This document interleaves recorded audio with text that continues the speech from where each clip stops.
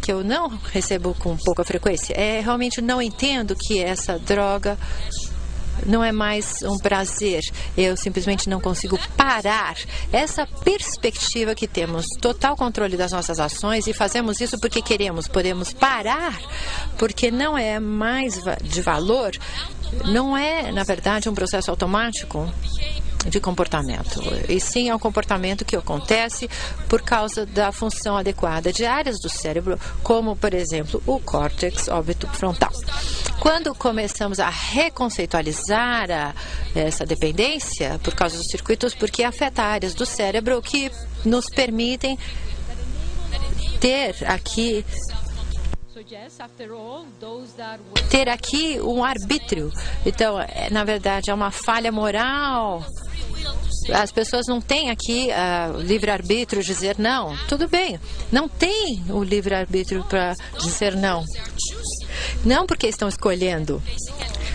Basicamente, ignorar e dizer, vou continuar a dizer, ou vou continuar a tomar a droga, porque há áreas do cérebro que permitem que você pare, não funcionam adequadamente. E isso, metaforicamente, elegantemente ilustrado, se você está dirigindo, por exemplo, um veículo, e você vê um gato atravessando, e eu adoro gatos com paixão.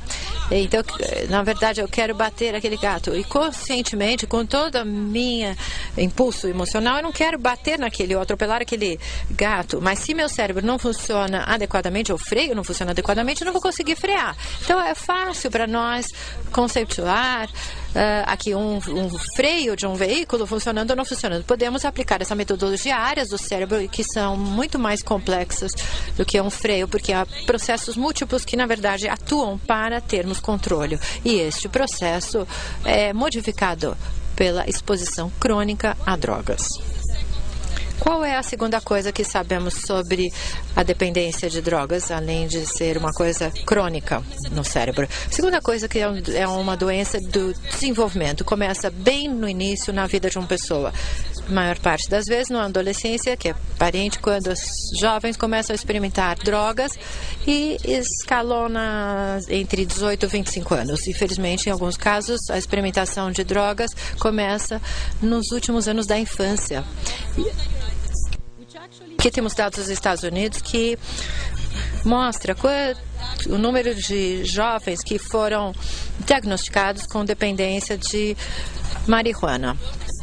Aqui, a maioria dos jovens recebem diagnóstico de dependência de marihuana entre as idades de 17 a 21, com dependência de maconha.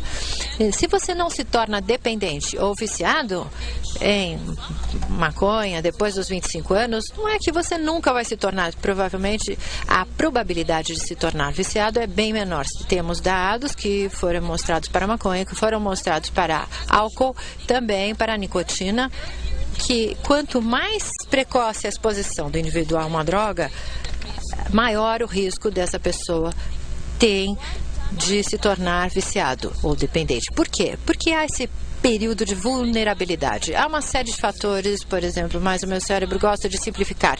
Simplifico em dois fatos que são bastante determinantes. Durante a infância e adolescência, o seu cérebro é muito plástico. O que acontece, ele continua com sua plasticidade durante toda a vida, mas a capacidade do cérebro mudar como função de estímulos ambientais é muito maior quando você é adolescente, criança, do que durante a fase adulta. Isso, para a sobrevivência, é fantástico, porque permite que você aprenda coisas rapidamente e não as esqueça. Essa plasticidade. O lado negativo disso é que você é exposto a um evento adverso, como, por exemplo, drogas. A plasticidade do seu cérebro vai fazer com que você fique viciado muito mais rápido e por um período mais longo. Esse é um dos elementos. A neuroplasticidade do cérebro durante esses estágios de desenvolvimento é crucial. Outro aspecto que é muito relevante, que pertence, porque crianças ou jovens na cidade experimentam drogas, tem a ver qual é o estágio de desenvolvimento do cérebro durante o período da adolescência. O cérebro humano não se forma totalmente até a pessoa ter 20 anos. Como eu disse, algumas mudanças plásticas que continuam, mas a maior parte dele, na verdade, se conclui nas 2 primeiras décadas da vida. Quais são as características do cérebro, pelo menos as mais importantes de adolescência e adultos? Podemos ver aqui Esse é um dos primeiros artigos publicados utilizando ressonância magnética, mostrando atividades dos cérebros de pessoas que tinham 16 anos de idade, média, versus pessoas com 20 anos, que viram aqui em cores áreas do cérebro que mudavam entre adolescentes e adultos. O que é interessante é que são áreas do cérebro que são localizadas, na verdade, em matéria branca, na área de matéria branca. O córtex frontal é a área do cérebro que é responsável por muito das atividades cognitivas, não todas, as operações cognitivas que são abstratas, que requerem decisão, julgamento. Aqui é o córtex frontal. E as outras áreas onde não vemos aqui uma área do cérebro límbico também significativamente diferente na adolescente dos adultos, em relação aos adultos. Aqui, essas diferentes se concentram no córtex frontal e o cérebro límbico são particularmente importantes por um motivo. Quando queremos entender o comportamento na adolescência, especialmente em relação a drogas. Há uma conexão bidirecional entre o córtex frontal e o cérebro límbico. Quando essa conexão não é totalmente formada até os 20 anos. E parte dessas diferenças, aqui na parte de massa branca, entre adolescência e adultos, reflete essa densa conectividade entre essas duas estruturas. E isso são dados que mostram aqui as 6 camadas corticais em vários momentos de desenvolvimento, aqui 6, 6, etc. E o adolescente tem aqui, digamos aqui, tem esse tipo. E temos aqui esse tipo de configuração no pós-natal 65. Então, temos aqui a conexão da parte límbica ao córtex frontal. Essas conexões não estão totalmente formadas até a pessoa ser um adulto. Então, por exemplo, temos a conectividade do adolescente. Veja essa camada 2 ou 3 ou 5. Muito mais densa no adulto do que no adolescente. Qual é a importância? São muito importantes, porque o córtex frontal, com sua conexão na amígdala, a amígdala permite que se regule cognitivamente as emoções. É uma coisa que fazemos diariamente.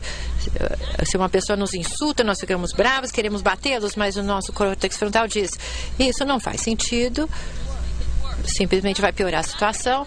E é esse córtex frontal que, na verdade, manda conexões ao cérebro límbico e faz com que a amígdala haja corretamente. É importante também a conexão do cérebro límbico até a operação cognitiva, que permite que você tenha conteúdo emocional a operações cognitivas. Então você começa a pensar daquilo que acontece se isso não estiver completamente formado. Aí podemos então entender por que a intensidade de reações emocionais de adolescentes é tão mais poderosa do que aquela dos adultos. E podemos começar a entender quando os jovens estão no ambiente social com outras crianças, quando os grandes reforçadores faz parte daquele ser reconhecido sob pressão de tomar drogas, a capacidade de, na verdade, impedir aquele impulso, aquele estímulo. Na verdade, eles querem, às vezes não é sentir como é tomar a droga, mas sim fazer parte do grupo. É fundamental, porque faz parte da fisiologia normal daquele período, porque tem muitas vantagens, mas no caso de drogas, há um risco muito maior para jovens de assumir e ter comportamentos arriscados, inclusive tomar drogas. E qual a implicação, entendendo aqui a dependência de drogas como uma doença de desenvolvimento? Na verdade, nossos esforços devem ser voltados em direção a crianças e adolescentes. Quanto mais cedo começamos, mais provável que tenhamos êxito para, na verdade, criar padrões de comportamento que ajudem essas crianças quando tiverem situações difíceis a fazerem as coisas certas. O terceiro elemento relacionado à dependência de drogas, que já foi reconhecido há vários anos, é que a dependência é um transtorno complexo. Não se trata só da repetição do consumo de drogas. Claro, isso é indispensável, mas sem essa repetição do consumo, não se cria uma dependência. Mas isso não basta para definir. Não é suficiente, porque todos os usuários de drogas, a gente conhece vários deles que nunca desenvolvem uma dependência ao longo da vida. Então, se por um lado a repetição é essencial, há outros fatores que devem estar presentes para criar a dependência, e eles são os seguintes.